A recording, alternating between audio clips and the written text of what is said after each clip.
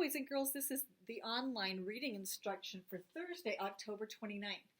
Today is actually the day that we are celebrating Halloween at school, so hopefully you're able to come in and be part of our Halloween parade this afternoon.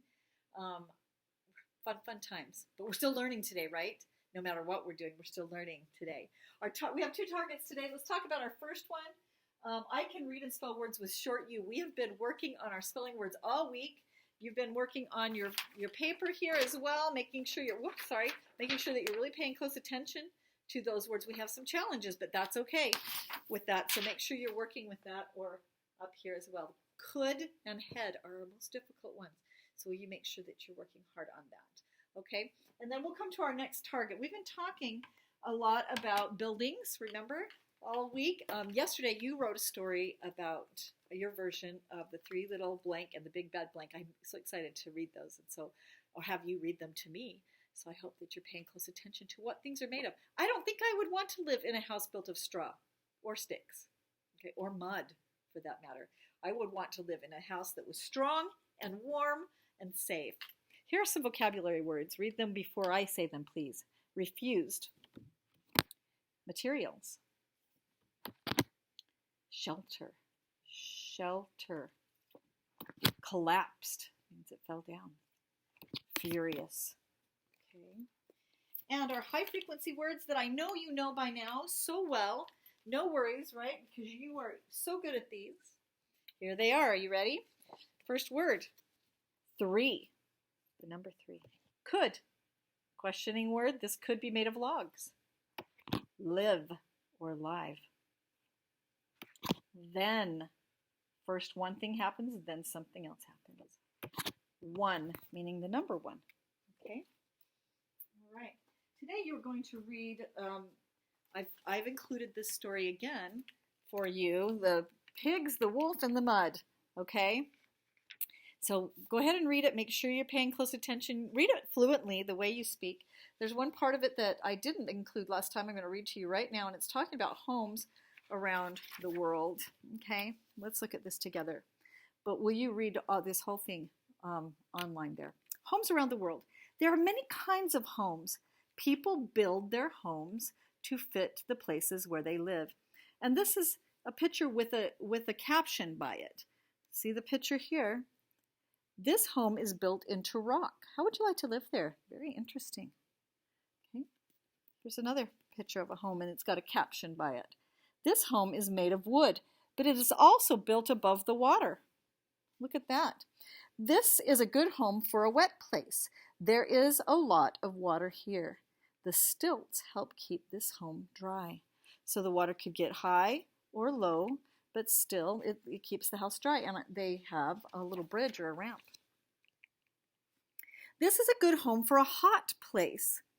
There is a lot of clay in this place. People use it to build homes. Clay keeps the home cool inside. So it will be cold, or it will be cool during the day and warm at night. This home is made of clay. Check this out. I love it. An igloo is made of ice. Actually, snow, or icy snow is what it's made of. There's a lot of ice in this place. People can use it to build. This is an igloo.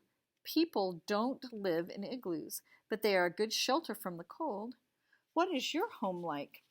Boys and girls, in January, we're going to watch a video of how a real igloo is made. And actually, it's not really made like this. It sort of is, but it's made in a spiral going up. This has one row, then another row, then another row. But a real igloo is made in a spiral that goes up like a ramp. Very interesting.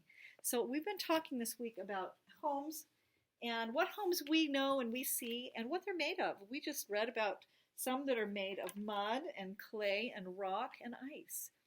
Okay? So you can be thinking about that. We are going to be working this week on contractions. Our next target is I can read and understand contractions. I want to tell you a little bit about contractions. Contractions we use all the time. We just don't think about it. When we're speaking, we use these all the time. We take two words, and we knock them together and knock out a few letters and replace that with an apostrophe S. Now here's an apostrophe S. we learned about Sparky the Wonder Dog a few weeks ago, and apostrophe S being possessive, possessive, possessive.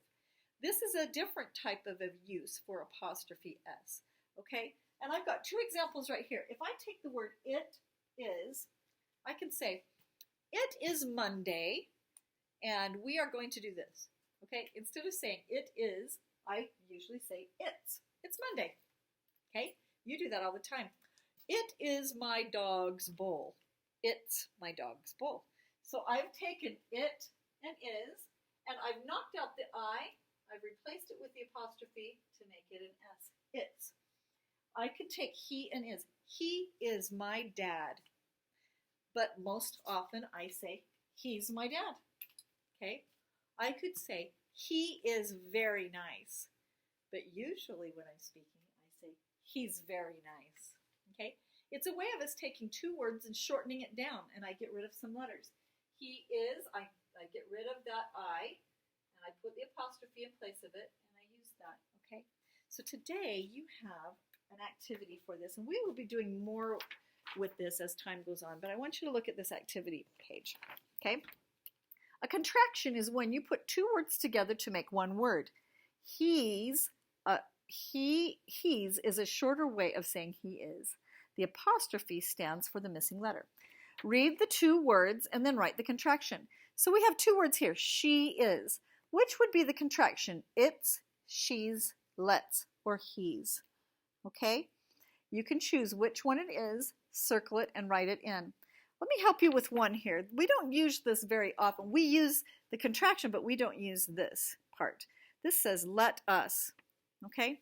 And that it's not like lettuce you put on a hamburger. This is the way I would use it in a sentence. Let us go to lunch. I don't usually say that. What I usually say is, let's go to lunch. Let's go to lunch. So let us, we usually say let's. Okay? Happy birthday to you. I just gave you the answer right there. Okay? So write it neatly there. Don't forget the apostrophe. It's right here. Write your own sentence using a contraction. So you can use one of these contractions in a sentence down here. Don't forget to use cops because you know how to do sentences, don't you? Okay, we've got two other things that we're doing today in our reading and writing. For writing, we are going to take and we're going to write each one of our high frequency words. I've listed them on the website, okay? But just a reminder what they are. We're going to write a sentence for each one, okay? So you're going to write a sentence using three. A sentence using the word could. A sentence using the word live.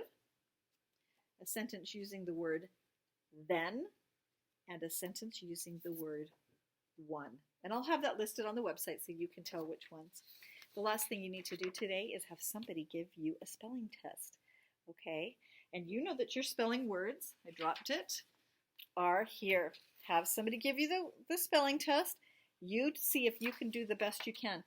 You're not going to look at the words. Somebody's going to give those to you. And you're going to test yourself to see if you can spell them correctly. Short U is easy. Make sure that you're doing the best you can that way. Okay? That is our reading instruction for today. Very easy, very fun. Really proud of you. Make sure you're reading something, having fun today. All right, I'll see you in math.